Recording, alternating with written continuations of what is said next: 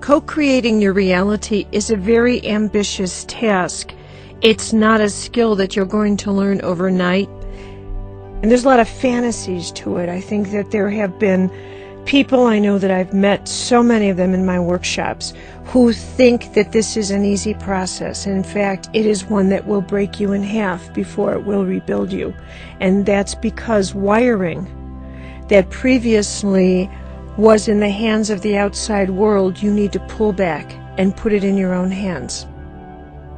It's not unlike invoking the educators of heaven and asking them to come show you every place where you're losing your power and you are letting other people create your reality for you.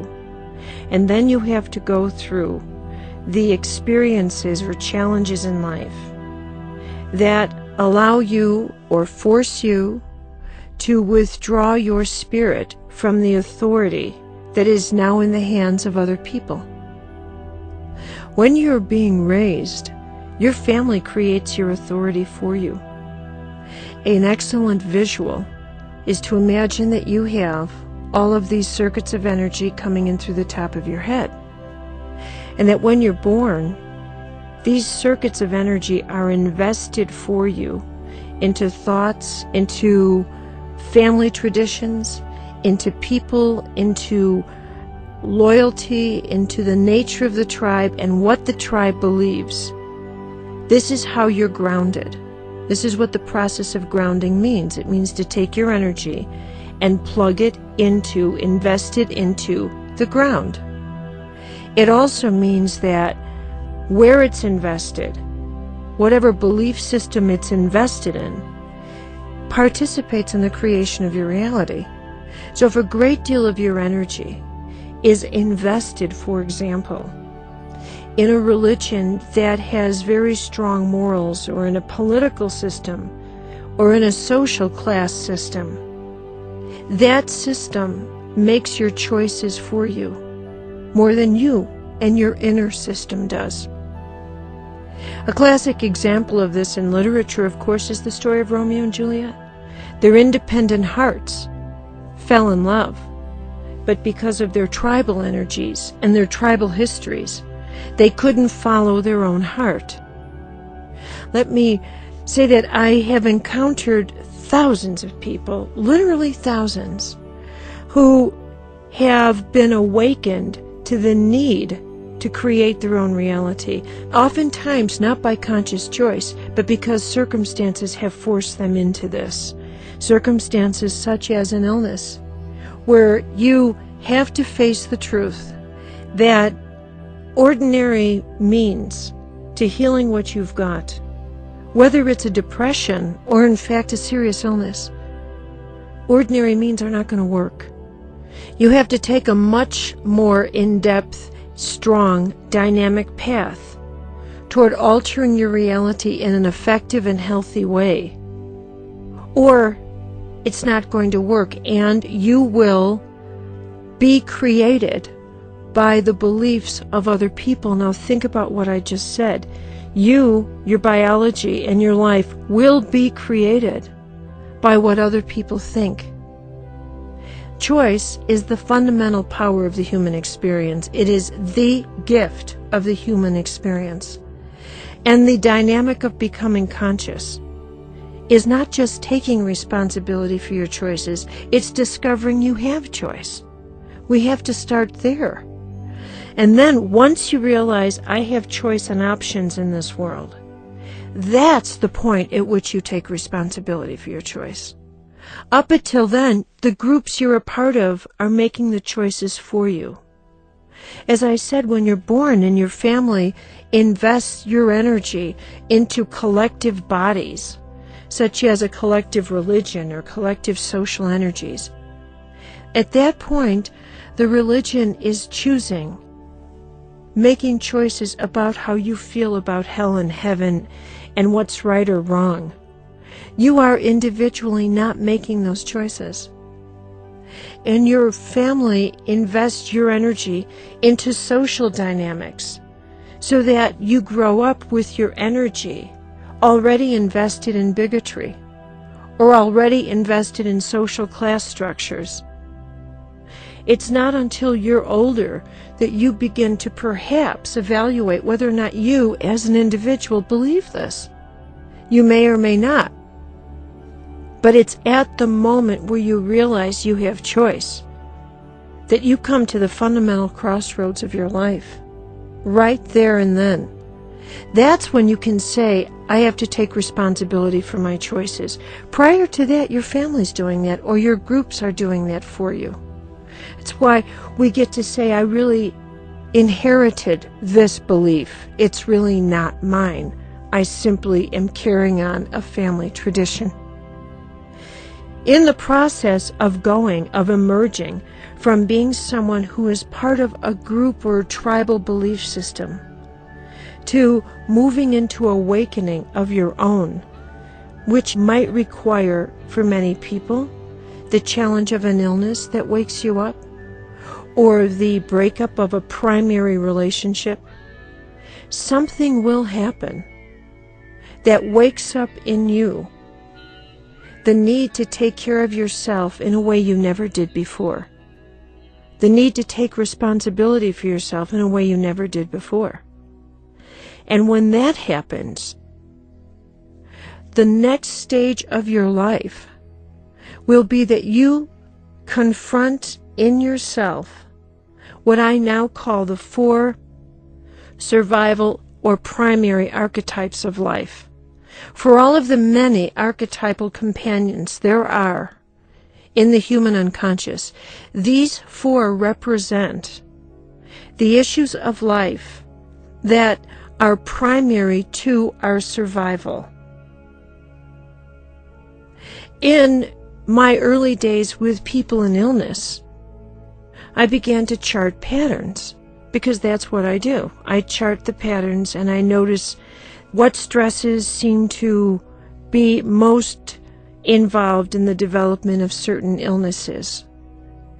And because my early work was in illness, those patterns were associated with health and disease far more than they were with what I look at today, which is lifestyles in general.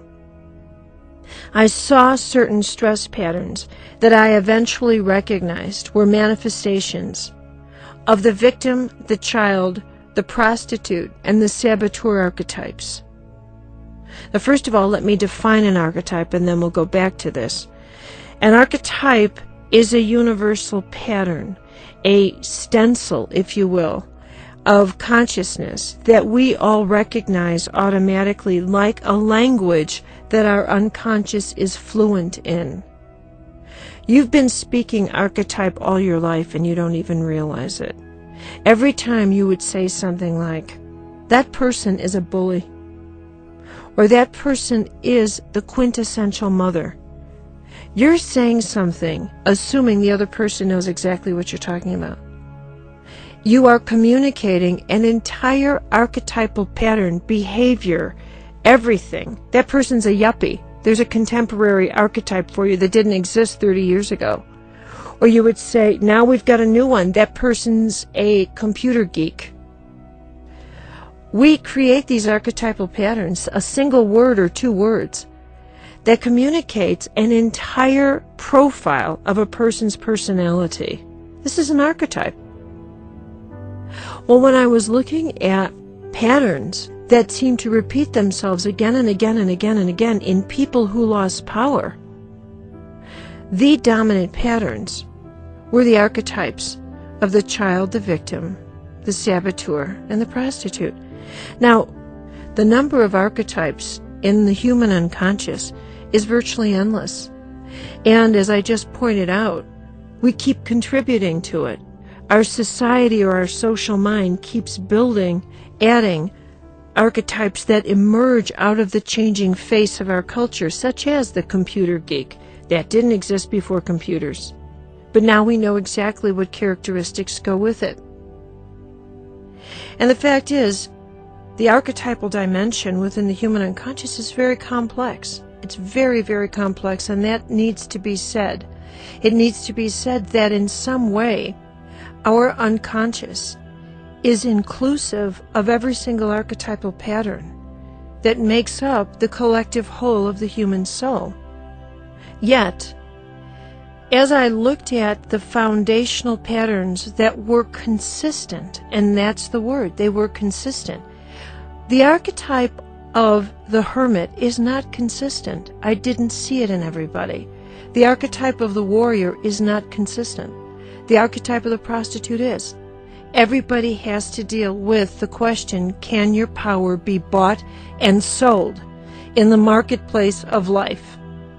Everybody does not have to deal with, do you need to be alone to get in touch with the creative nature of your spirit? No, that isn't a question everybody has to face. The question of the child, which is, can you develop, are you capable of taking the wisdom of all those early years, refining it, processing it, taking the jewels from those years and using them toward the empowerment of your life as an adult? There's no person who became an adult without first being a child. It's simply not possible. And then you have an archetype like the saboteur. The question of power may well be the most intriguing one of the human experience. For myself, it certainly is. And in my work with people, I enter into their energy field with and through the lens of power. I want to know what you did with your power. I want to know how you're creating with your power. I want to know into whose hands you've commended your spirit. This is the study of your power. The saboteur is a part of all of our lives because the way we block, prevent, abort our own creativity and natural process of enlightenment from happening is because we are so terrified of the dynamic of becoming an empowered person, because we know in our gut, in our intuitive gut, our lives will never be the same. It's impossible for our lives to be the same. And therefore, we sabotage our own empowerment. And it's such a contrary notion because people think that they're on the path to becoming empowered when in fact it's quite the opposite. Enlightenment is the path of figuring out why you don't want to become empowered. You're not attracted to becoming empowered. You're simply exhausted with not being empowered. Now, during the course of the many, many, many readings I did while I was working as a medical intuitive, and as that evolved to doing archetypal readings, which is the nature of my work now, I was intrigued, actually, as I watched the same symptoms of loss of power as they related to health continue to follow through as my readings shifted, matured, or grew out of being focused on your health and illness to following into patterns that told me about how you live your life. I moved beyond being concerned with your health and then into how it is you establish the whole of your life and create the whole of your life as a working matrix for yourself. The same patterns were there, were present. Now, when I was doing readings in the health world, I remember so many of them, but I remember in this one case, as I was doing the reading on this man, I noticed, of course, that he had prostate cancer. Now, the second chakra, the sexual genital area, as you know, is connected to the financial area of life. It's connected to one-on-one relationships, but it's also connected to competition, and it's connected to who crosses the finish line first. We need to be winners, and I don't think we ever admit to ourselves how much winning means to us. I think that the idea that it's how you play the game is better than winning, we don't believe that at all, at least not so far as our biology is concerned. And I will tell you that the rules your biology presents in terms of how your psyche actually works are far more revealing than the rules your polite personality might present. So that when I spoke to him about how his prostate cancer was very much involved in the fact that because he felt that he was losing his stamina at work or his position, he began to sell his, or negotiate, his honor. He was willing to take different postures in meetings or to vote in certain ways that in fact didn't reflect his honor or integrity at all. But it's what he felt guaranteed his position. Now, his mind said this was okay because he had mortgage payments or he had, quote, survival to deal with. And this is where we excuse ourselves. We use survival as an excuse to act any number of ways that completely violate our spirit. The reality of how we will negotiate our well-being when confronted with issues of survival needs to be addressed in this session, because that's where we need to begin in our evaluation of how we create reality for ourselves, or co-create it, which is far more accurate. This particular gentleman, in the reading, I said to him, you know, I think that you have to take a good look at whether or not you've sold your soul to the highest bidder. And at first it didn't make any sense to him. And I said, you know, I keep seeing a prostitute energy around you. Now, you know that these four archetypes, prostitute and victim, saboteur and child, they have a bad reputation, and they shouldn't. Because archetypes are neutral patterns. They're completely and totally neutral. They're not spirits that possess you. They're not beings that come down and influence you in a negative way so that you fall down and break your etheric knees. Rather, they are patterns of your unconscious that draw out of you fears, inherent fears and insecurities that were in there long before they came along. You incarnated with these fears. And think about an archetype as an empty stencil, like a cookie cutter stencil. And every archetype of the prostitute is the same stencil. And it's dropped into your unconscious as you incarnate. But you fill it in apropos who you are in this lifetime. So the pieces in your prostitute pattern are going to be very different than the pieces in mine. However, the goal is the same, and that's that we experience within ourselves issues that cause us to confront whether or not we would sell our spirits because we're afraid of physical survival. That is a universal question that each of us will face in his or her lifetime. The way archetypes eventually reveal themselves in your lives are through subtle influences and behavioral patterns that you begin to notice because, and here's the key word, they're repetitive. You begin to notice this always happens to me. These things are always part of my life. I'm always left at the altar. I'm always lost here. I always get betrayed. When you start using those words, you have to be alerted when you start using that type of vocabulary. What's actually occurring is that your psyche is recognizing the presence of an archetypal pattern, and it's as if it is trying to work through your underground and come into the light of your conscious mind. The stencils that I talk about, these neutral archetypal patterns that are identical for everyone in design only. If I said to you, the wounded child archetype has these aspects. It oftentimes is a very lonely child. It's a very withdrawn child. It can tend to be a very hypersensitive child. Every single human being who is born with the wounded child archetype has those potentials. What happens is that archetype is a grouping of potentials that are completely identical.